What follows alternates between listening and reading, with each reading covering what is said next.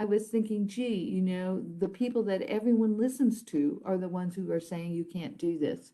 And so it seemed to me that people were walking out of our conversations and our workshops and our classes and our training programs both more confused and less empowered. And I really thought, is that really the way I want to spend my time? Life is short. I want to do something that matters. And so for all those reasons, I just decided, no, I'm going to take a step back from this work. I have other skills. I'll do something else. And so I did. And this, as I say, was in the late 90s. I stopped doing this work for a while. And when I did take that step back, I had a series of experiences that led to the creation of Giving Voice to Values. I'll just tell you about a couple of them. One of them was I got a consulting assignment. I got a consulting job working with Columbia Business School in New York City. And they hired me to work with them on some curriculum development work. But while I was there were a group of faculty, senior faculty in finance and economics and government business relations, other business law, who were still looking at this issue of ethics in business. And they knew about the work I had done previously when I was at Harvard Business School. And so they asked me if I would take a look at what they were doing. So I did. This was what they were doing. This was their idea, not mine. They were inviting all of the incoming MBA students at Columbia Business School. And at the time, that was probably about 600 students in a cohort. They were inviting all of them upon matriculation, you know, during their orientation program, to answer one question and to just write a paragraph, no more than a page. They didn't have to put their names on it. They didn't have to name the organizations. This was the question they asked. Tell us about a time in your work experience so far when you were explicitly told or implicitly pressured to do something that conflicted with your own values and how you handled it. So this was not empirical data, right? It was self-reporting. But all of these incoming MBA graduate business students would be taking a moment to write these kinds of little essays. And so they gathered hundreds of these. And so they asked me, would I read them? Because they were trying to figure out what to do with them. So I read hundreds and hundreds of these, well over 1,000 over several years, and they were really interesting. So let me tell you what we learned. So first of all, think about who is writing this essay. These are people who are coming back for their MBA at Columbia Business School, but they've already worked for 2 or 3 or sometimes 4 years in business. So the first thing that we learned is that I could probably count on one hand the number of them who said I was never asked to do something that conflicted with my own values. They almost all had a story to tell. So that was the first thing that we learned. The second thing that we learned is if you think about the kinds of people who get an MBA at a school like Columbia, it's in New York City, certain industries were more heavily represented. A lot of people from the financial sector, a lot of people from the big pharmaceutical multinationals, people from the big consulting firms, some high tech. So because certain industries were more heavily represented, the kinds of stories they told got repetitious very quickly. So they talked about things like being pressured to inflate or deflate their billable hours in a way that didn't really correspond to the work they were doing, or being pressured to tamper with or adjust the equations or the benchmarks that they use to evaluate the relative attractiveness or lack of attractiveness of a particular financial transaction in order to encourage their clients to take the action that would maximize revenue for their firm, or being pressured to exaggerate the capabilities of a new product or a new service beyond what their data actually could prove in order to maximize sales revenue, or being pressured to engage in various forms of corruption, paying bribes or facilitating payments in order to gain access to certain markets or to compete effectively for certain RFPs. And then there were always the ubiquitous human resource issues around hiring and firing and fairness and discrimination. So the stories they told got repetitious pretty quickly. what was interesting is that their reactions to those challenges differed, and their reactions fell into some recognizable buckets. So the first bucket, the largest bucket, a little less than half of them said, yes, I had this kind of conflict and it bothered me. It didn't just roll off my back, but I really didn't think I had any choices. And so I just gave in and did what they asked me to do.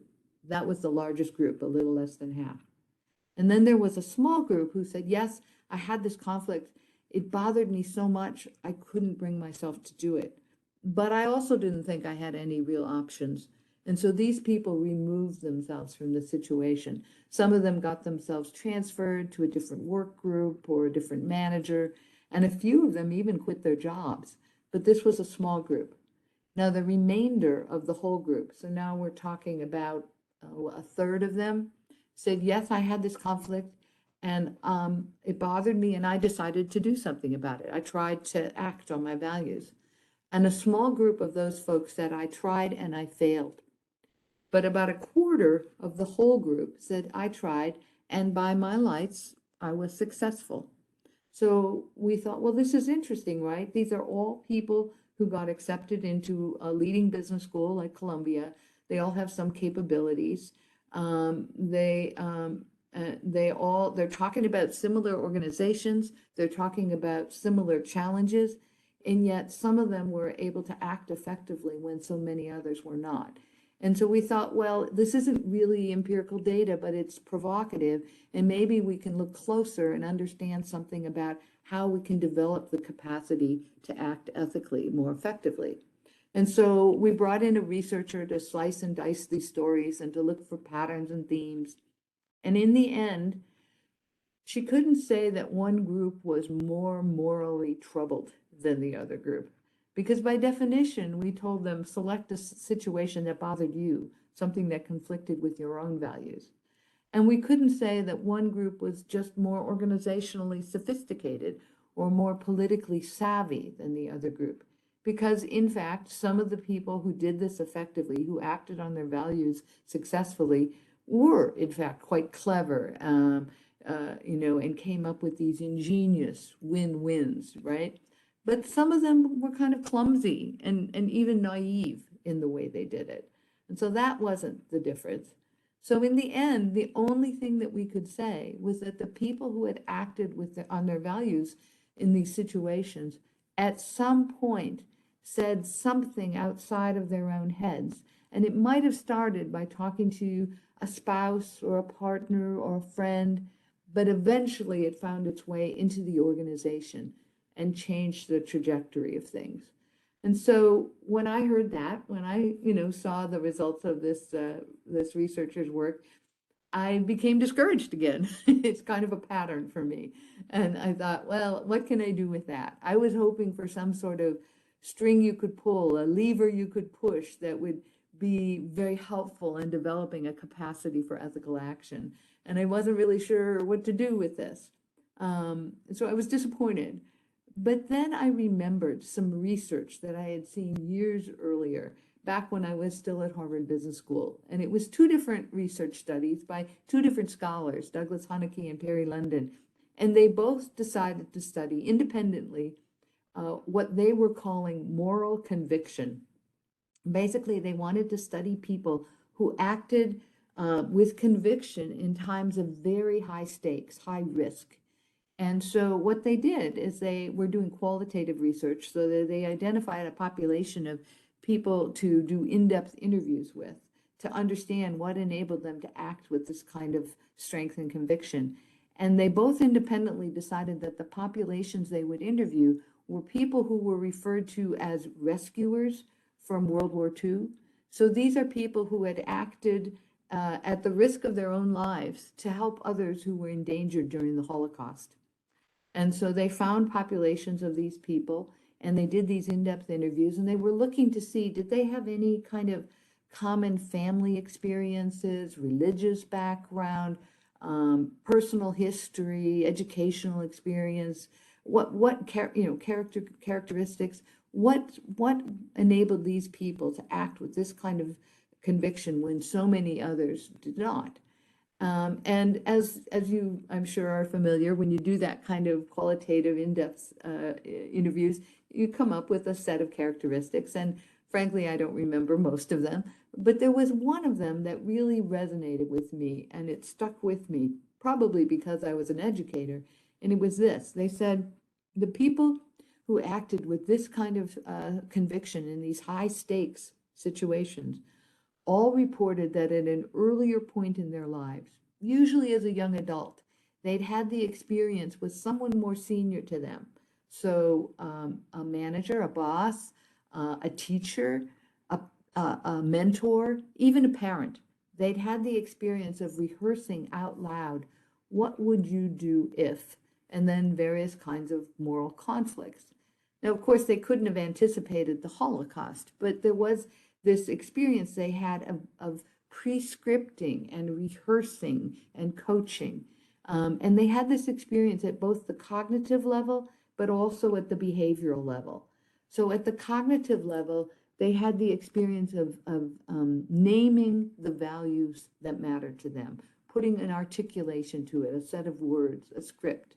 And at the behavioral level, they had the experience of actually voicing it out loud to someone more senior to them who stood in as proxy for the kind of person they might need to speak with in the actual circumstances. So there was both, there was both this cognitive and this behavioral aspect. And so I thought to myself, well, that's really interesting, this idea of rehearsing, of pre-scripting, of coaching. And so I thought this merits more research. So we did two kinds of exploration. First of all, we looked at the research, and secondly, we gathered stories. So this was about 10 or 12 years ago, and there was starting to be a lot of research in a number of disciplines that suggested that this idea of rehearsal and practice and pre-scripting and coaching were effective strategies for impacting people's behavior. So, for example, in the field of psychology, there was research on what they call habit formation. There was a book called The Power of Habit by Charles Duhigg, for example, that talk about how people create new habits. There's also a school of research in psychology that's called the study of positive deviance. And these people study folks who deviate from the norm, but in a positive direction. And they have a really nice phrase to sum this up. It's their phrase, not mine. They say, if you want to have an impact on people's behavior, rather than asking them to think their way into a different way of acting, it's more impactful to have them act their way into a different way of thinking. So I thought, well, that's kind of interesting. And then I'm sure you've seen some of the popularizations of recent research in the field of cognitive neurosciences, where we talk about brain plasticity and where we talk about creating new neural pathways. But the research I'm going to tell you about comes from the field of kinesthetics, which is the study of physical movement. And I'm going to tell you a story because I think it illustrates what I'm talking about. So back in the day, when I first started to work at Harvard Business School, I decided to take a self-defense class. Now, I had never in my life felt the need to take a self-defense class. I was very lucky that way. But when I went to work at Harvard Business School, I thought maybe I need some of this. And so I looked around Boston, and there were a lot of these courses. And they all teach pretty much the same thing.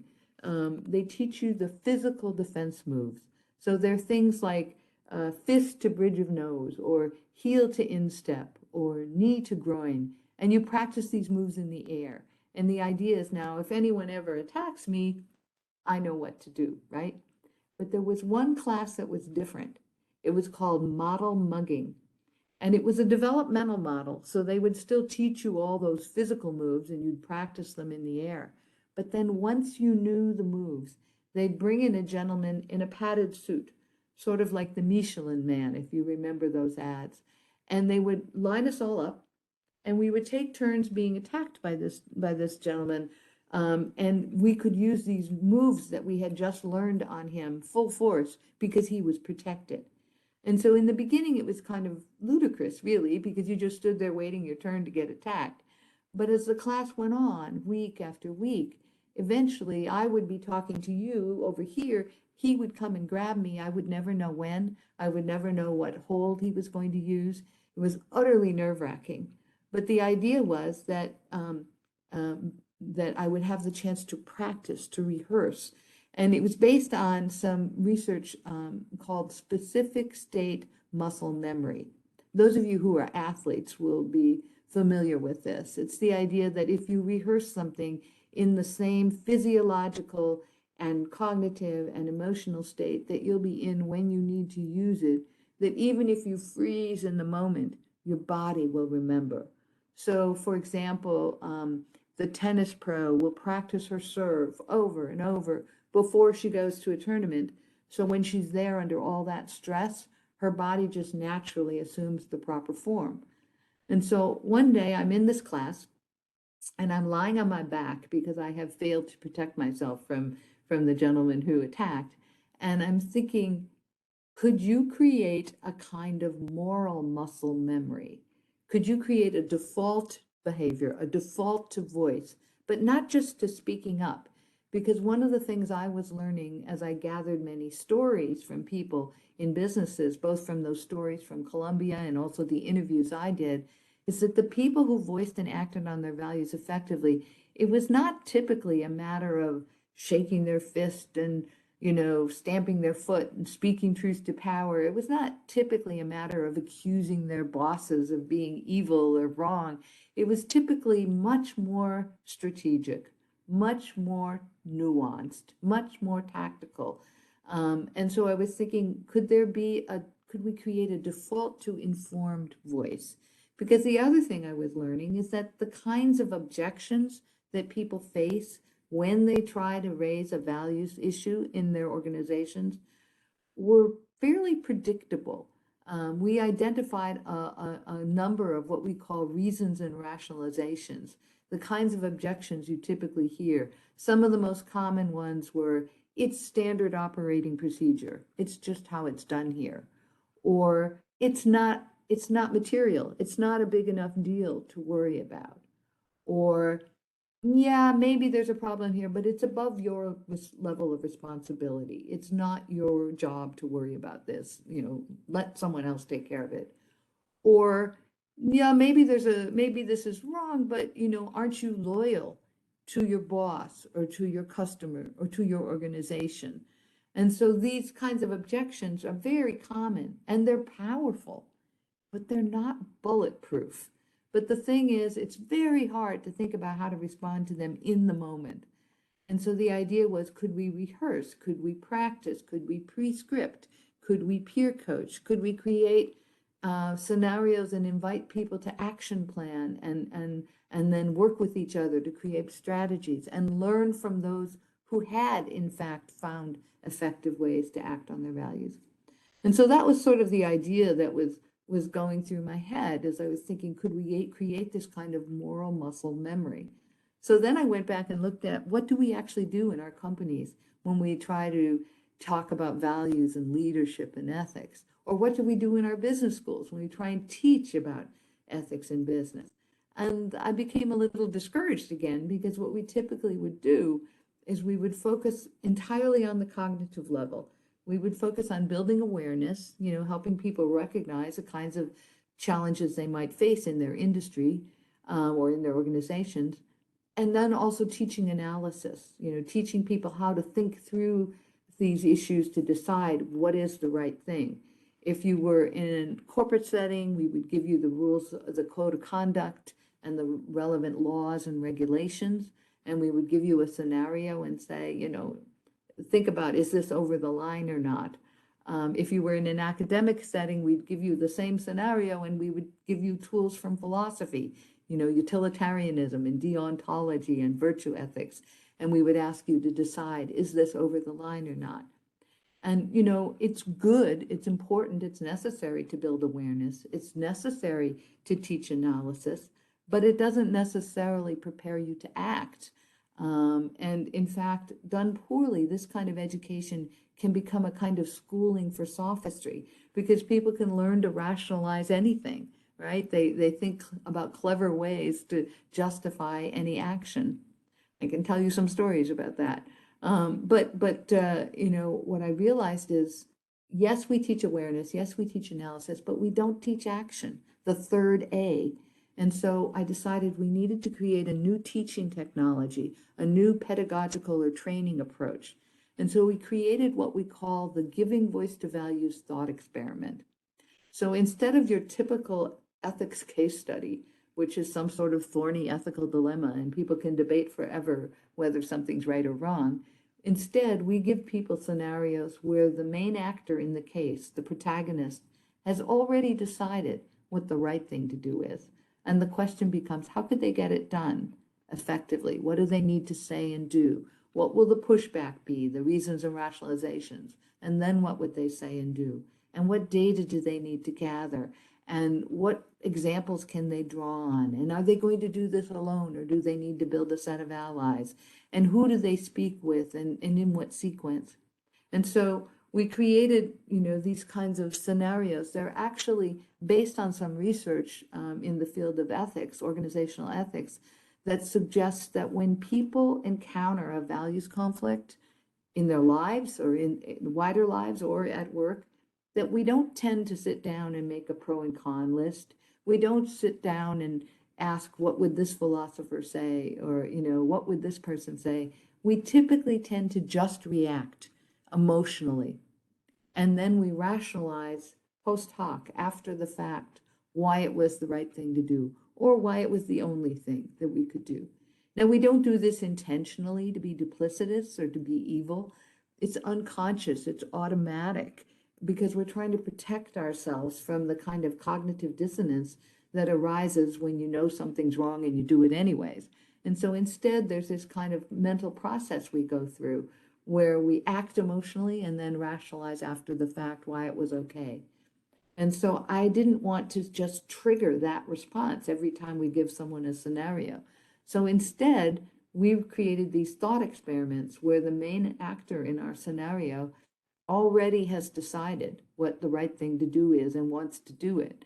And so the task we give the individuals in a training program or the students in a classroom, the task we give them is to figure out, how could you get the right thing done? What would you need to say and do? What will the pushback be? Then what do you say and do?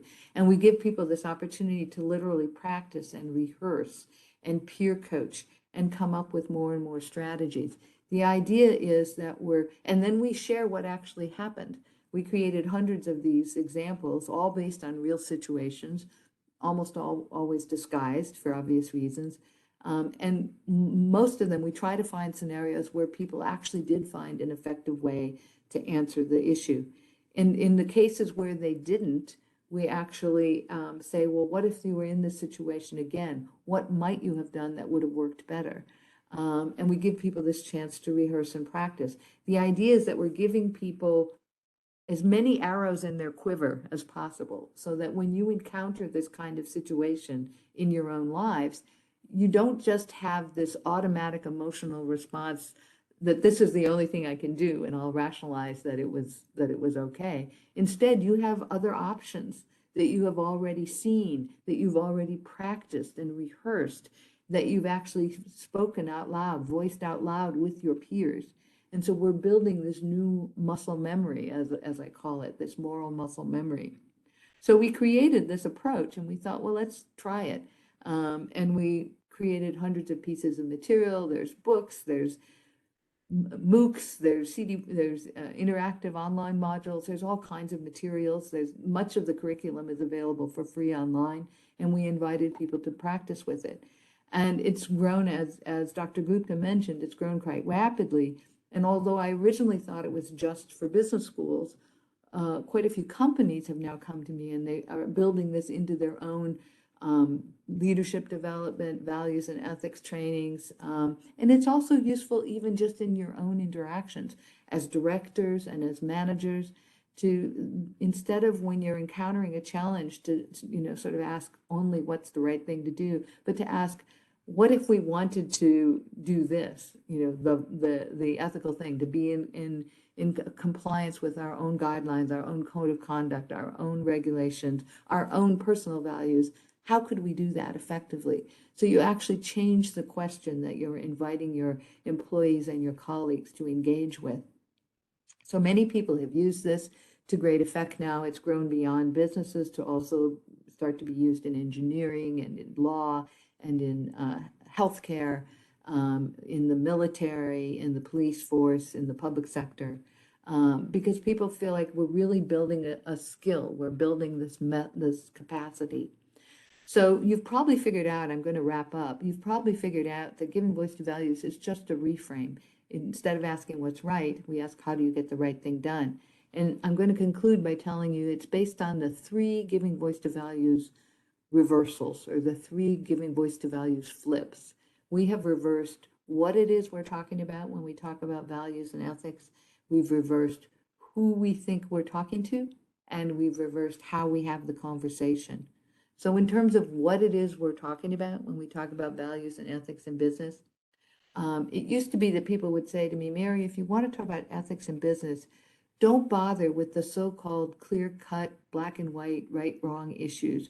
Focus on the gray issues, because those are the ones that are more difficult, the ones where it's really not clear. And I used to think, yeah, that makes sense. But I've actually changed my mind. Of course, there are a lot of gray issues, and I don't know what the right thing is to do in all of those circumstances. But those are issues where reasonable people of goodwill and intelligence can legitimately disagree. That's why they're gray. But nevertheless, there are a lot of issues where most of us, not everybody, but most of us would agree, you know, this is clearly over the line. This is clearly illegal. This is clearly fraudulent. This is clearly abusive. But just because most of us might agree to that does not mean that we feel capable to act on those values. And so we've decided, let's focus on the so-called clear-cut issues. If we focus on the gray issues, you never get past the debate about how many angels dance on the head of a pin. You never get to action. So we're going to focus on the more clear-cut issues and ask the question, what if you knew, this is what you wanted to do, this was the right thing to do, how could you get it done? So we can get to that pre-scripting and rehearsal and coaching. So that's the first flip. We focus on the more clear-cut issues. The second flip is who we think we're talking to. Used to be I'd go into an organization and they'd say, most of the people here are good people. We just have a few bad apples. And those are the ones this training is for. But I actually think of the audience differently. This is based on some research by Greg Dees and Peter Crampton. I think of the organization as a bell curve. And at one tail end of the bell curve are the folks who would self-identify as opportunists. And we would define opportunists as people who would say, I will always try and maximize my personal self-interest, regardless of values. Now, nobody falls into one of these categories all the time, but these are the people who say, that's my primary motivation.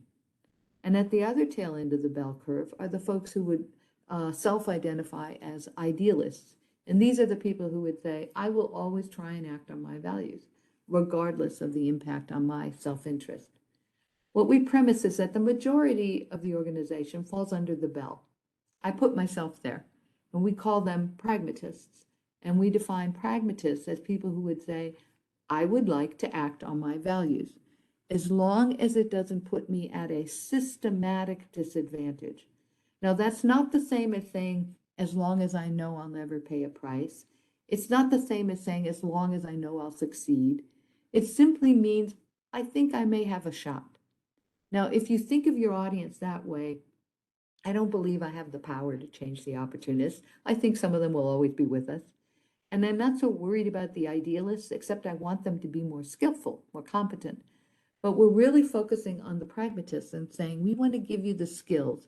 We want to give you the literal scripts. We want to give you the action plans and the rehearsal, the practice, the peer coaching, and the positive examples to be who you already want to be at your best. We're not trying to change you. We're not trying to give you a lot of thou shalt nots. We're actually trying to enable you to be who you already want to be at your best, and to make you realize you have more choices than you thought.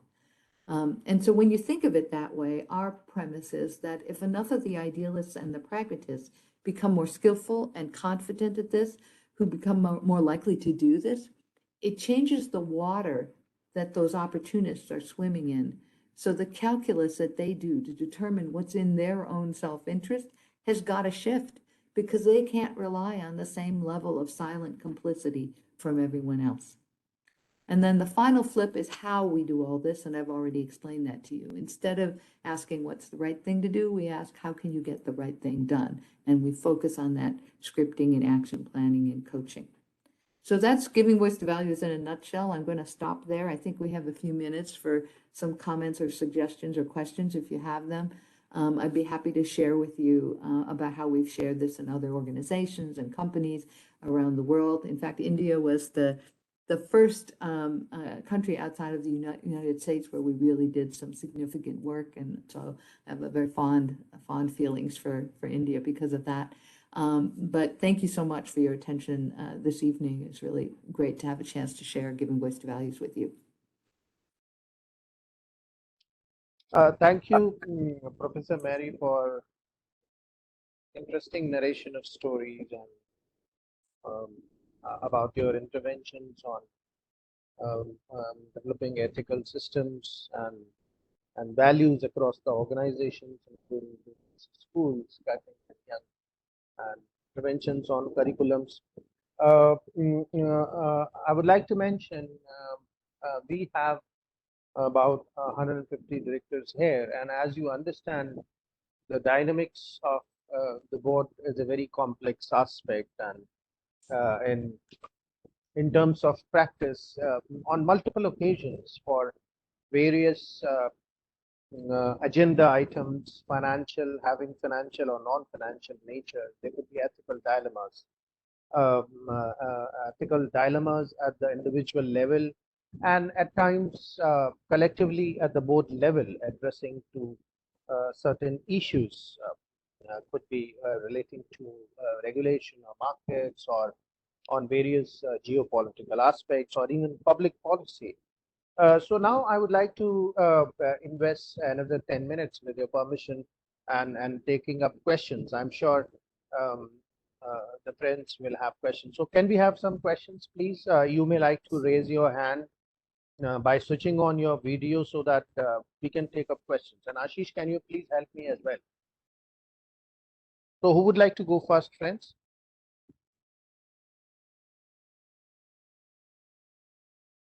Okay, Mr. Jain, please. Please unmute yourself, Mr. Ashok Kumar Jain.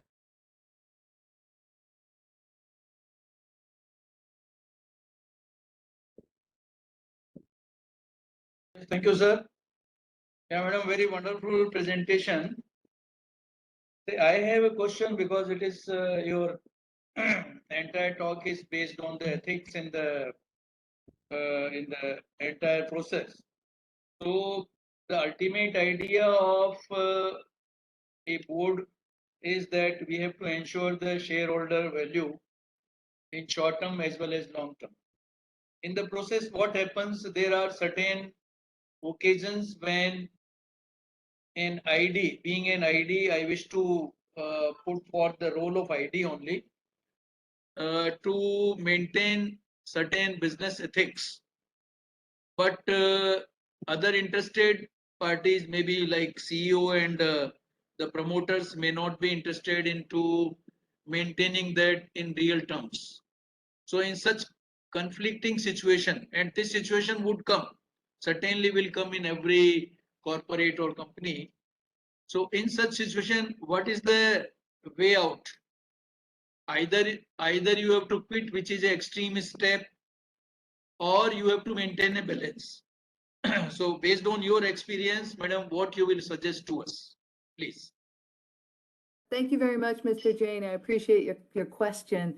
And you're absolutely right. And it's not restricted to boards, right? I mean, those same kinds of pressures you're talking about happen within the organization when an executive or even someone lower in the organization feels that kind of pressure from the CEO or from the C-suite executives around shareholder value and just do what I'm telling you and ignore these other issues.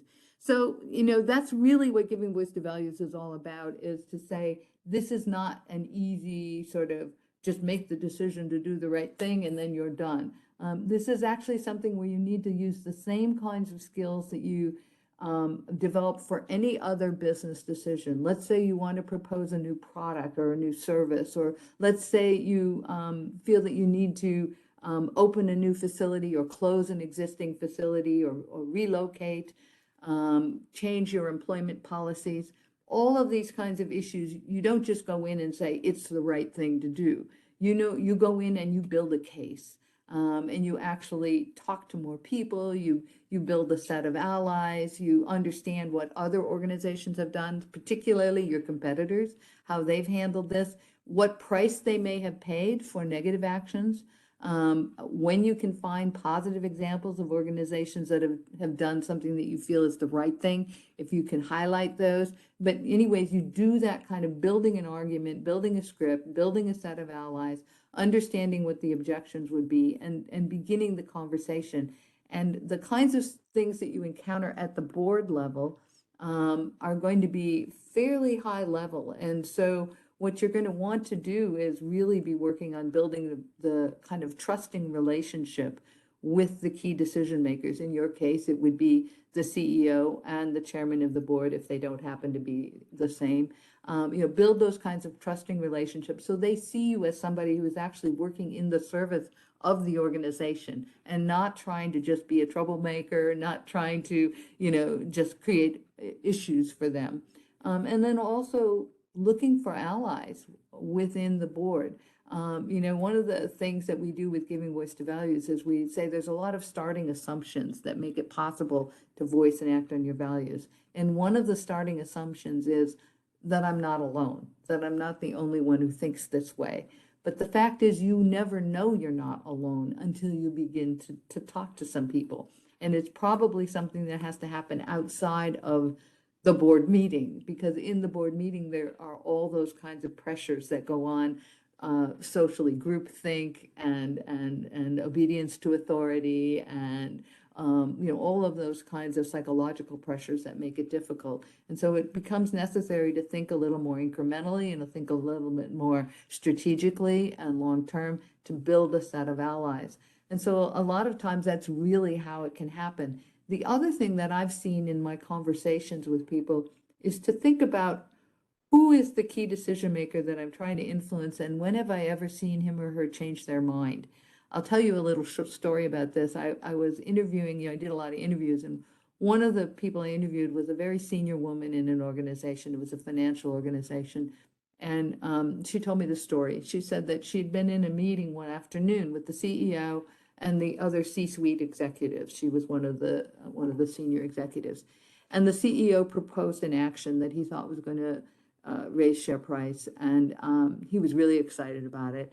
And she said that everybody thought it was a great idea. Everybody, or seemed to think it was a great idea. They were all going along with him.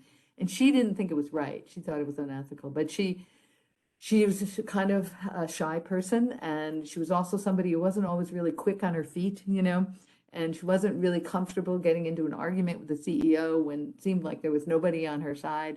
And so she said she just remained silent. And the decision was taken in the meeting. They were going to take this action. And she really felt it was the wrong action. And so she went home. It was the end of the day. She went home that evening and she realized she couldn't let it stand. But she also thought about how am I most effective? This was her. How am I most effective? When have I been most persuasive?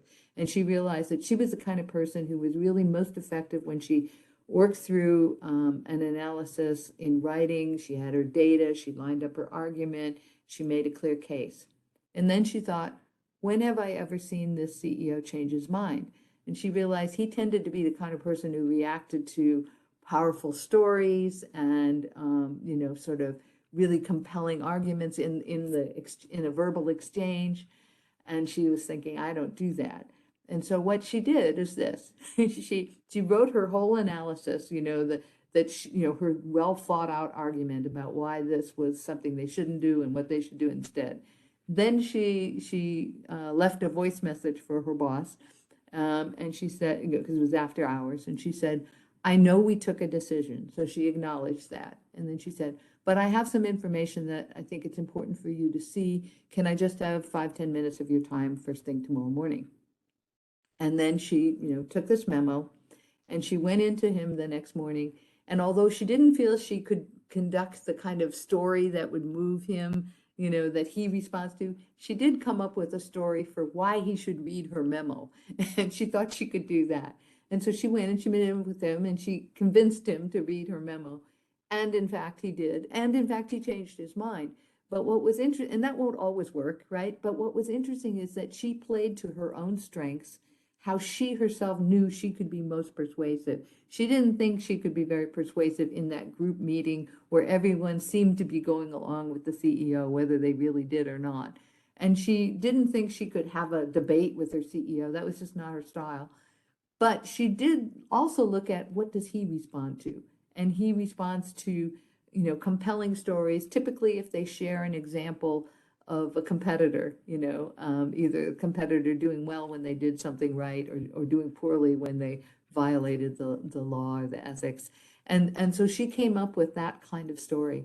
So I guess what I'm saying is it'll depend on your relationship with your CEO, your relationship with the other board members, but to think strategically, to not just think about it as a matter of, speaking out and saying this is wrong, but rather to think how does he or she respond, and who can I build to bring this along, and what arguments can I share, and to think of it maybe as not just a one-off situation. It might be something where you need to work a bit more over time.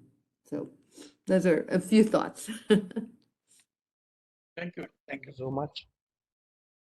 Who would like to go the next? Friends? Are there any questions?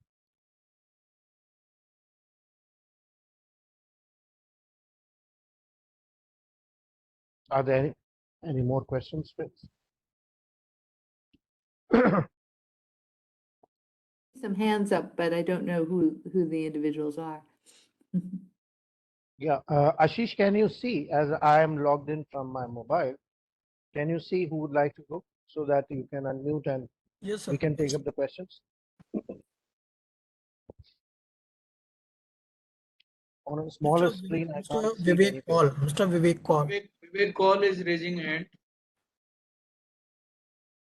Yeah, Vivek Vivek, Kaul. can you please come in? People are waiting to be called on. They have their hands up, but they're not unmuted. Good evening. Vivek, would you like to come in, please? Yes, Can you I'm coming. unmute yourself? Yes, I'm unmuted. Can you hear me? Yeah. Yes, Vivek, yes. Mary, I still have the copy of the book that you sent me many moons ago. I remember. It's good to see you. Thank you. Likewise.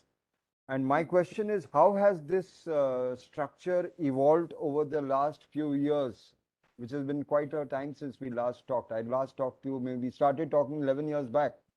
So I know. My question is, how much has it evolved over these last few years? Thank The you. Thank you structure. so much, Vivek. Yeah, it's grown well beyond my wildest expectations. And I guess there's a few things I'll say. One is that people have begun to understand that, well, the first thing, as I said earlier, is that it's not just for education, that it's for organizations, for companies. And people have begun to realize within their organizations that it can be a more effective strategy for training and development and for leadership development. And a lot of companies have realized that giving voice to values is not just about their ethics training or their compliance training. It's really about their leadership development, because it's about being able to raise issues that are not always easy to raise. The other thing that we've learned is that we need to talk about it differently when we're talking at senior levels rather than middle and more junior levels in organizations. So when we talk to senior level individuals, we've identified that there's kind of three things we need to do when we're talking to C-suite executives or even directors, which is that at the first level, when you're talking to senior leaders, often voicing their values doesn't necessarily mean speaking up the way it does within the organization. It's not speaking to their boss. It often means speaking to their senior peers. And so that's a very different kind of conversation. A few years ago, I was sharing Giving Voice to Values at a group of senior partners at McKinsey, and these were all senior partners who were the folks who taught leadership within McKinsey.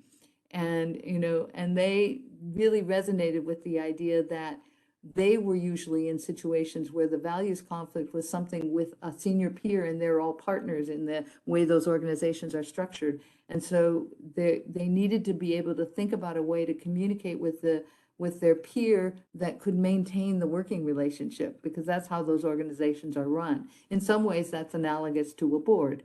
And so when we talk with senior leaders, we actually try and have scenarios where they're talking to their peers. The second thing with senior leaders is that we talk about they're responsible for creating a culture that enables this kind of activity.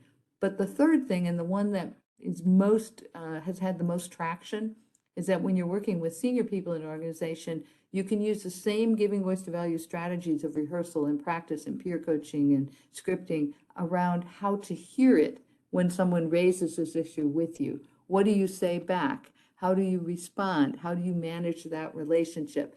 We actually did some work in Nigeria with Unilever, where we had the entire senior leadership of the Nigeria operations, as well as a group of middle managers. And we worked with them together, where we gave them the same scenario. And the middle managers worked on, how can I raise this issue to my boss? The senior leaders looked at the same scenario and talked about, how could someone bring this issue to me in a way that would make it easier for me to hear it and respond appropriately? And so when we brought them back to do their debrief with each other, they engaged in this kind of natural social contracting, where they actually created something they called the GVV contract, where the middle managers talked about what they needed from leadership in order to feel comfortable raising issues, and the leadership talked about what they needed from managers in the way they presented issues, in order to make it easier for them to respond to them appropriately.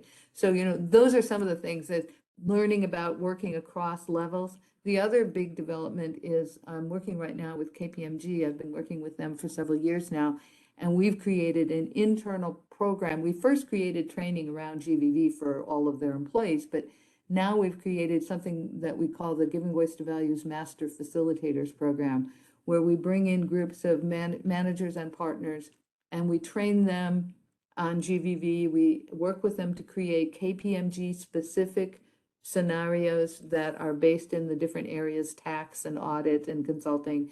And then we teach them how to teach them. Because then these cohorts of people, and we're running through multiple cohorts, these people then go out and do training throughout the organization using a GVV approach. But it's coming from folks who have learned to be able to do this. And what's great about that is that it's not just internalizing their training, but these individuals are now learning more and more skills that they can bring into their actual practice in terms of how to voice these issues and how to hear them. So those are some of the developments. I guess the last thing I'll say is that we have begun to translate more of the materials. Some of the materials have been translated into Arabic and Mandarin and Spanish and other languages.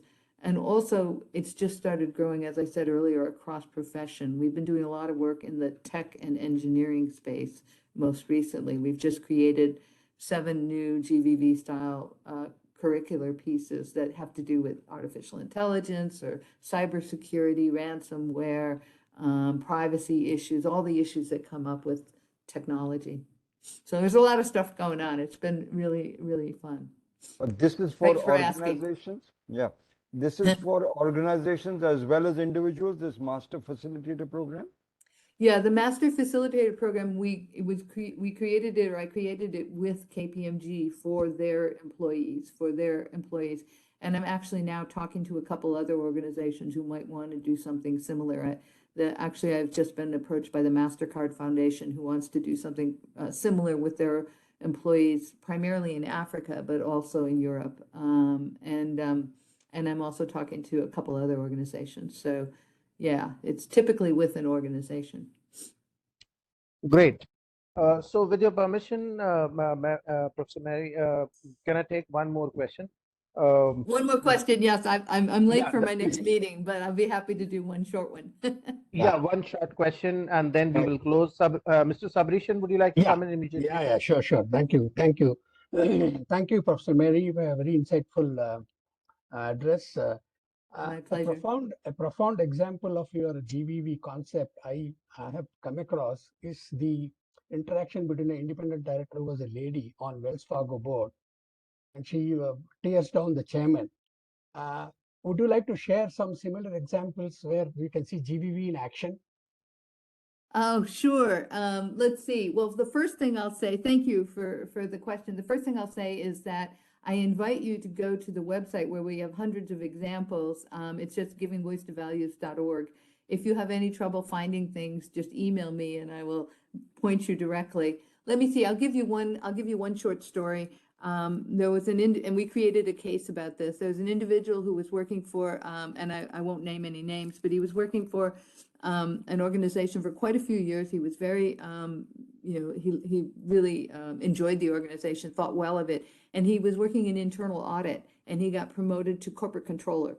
And just as he was being promoted to corporate controller in this, major organization, he was asked to make some adjustments in their SEC filings, their 4K reports, and he thought that it actually went over the line. It was not right. And it was just as he was being promoted. And so he was, thinking, should I just do this and then, wait till I've kind of gotten established in my job and then I can push back, or should I do something now? And so he went to one of the other senior executives and raised his concerns. And the senior executive responded by saying, well, if you can't handle this, perhaps you don't want to be corporate controller. So it was sort of a veiled threat, that you better just do this or shut up, And so he was like, oh my gosh, so what am I going to do? So he decided, it was interesting. We wrote it as a GVV case where he knew that he wanted to do something, but he was trying to figure out how to do it. What he actually did was he went to the CEO and he said, as I take on this new role, I plan to put in place a new communications strategy and training development program within our whole organization around audit and reporting. And it's going to be a program on honest and accurate reporting within the organization. And I'm coming to you to ask you to support this initiative as CEO with the senior executives. And so, of course, the CEO is not going to say no to that. And so he put that into place. And by putting that in place, it made it impossible to mess up the SEC filings because there's all this attention on it right now. Yeah. And so he ended up, just, reporting accurately, but he had changed the screen, right? And what he said to me is that, he'd been initially trying to figure out, how do I evaluate the short and long-term consequences? Should I do this now and wait till I've built these relationships and then I'll be able to speak out? And what he realized is that he actually was going to make it harder for himself if he did it now, because he would have already established that he was willing to do this and that people would expect that of him, and that he felt that what I realize is that most of the time when we're trying to make these hard decisions, we think about the short-term negative consequences of not doing, the right, or of doing the right thing, and what he did is he tried to think about what are the consequences of not doing the right thing. And so he shifted his own internal calculus, which enabled him to be motivated to do this. And the last piece I'll say about this story is that he went on to be CEO of the organization, so it didn't hurt him. Very tactful. Very tactful. Thank you so much. Sure. And thank you all for the opportunity to speak with you. Let me just say, I know were some other hands up. If people have things they are curious about, or if they just want more information, feel free to email me. My email is at the University of Virginia, so it's easy to find. And also feel free to go to the website, which is just givingvoicetovalues.org or marygentili.com. And it's really been a pleasure to speak with you today. So have a good evening. Thank you so much, Professor Mary, for being with us and very insightful talk. Thank you and have a great day. And thank you all of the friends who could join us. Let's look forward for your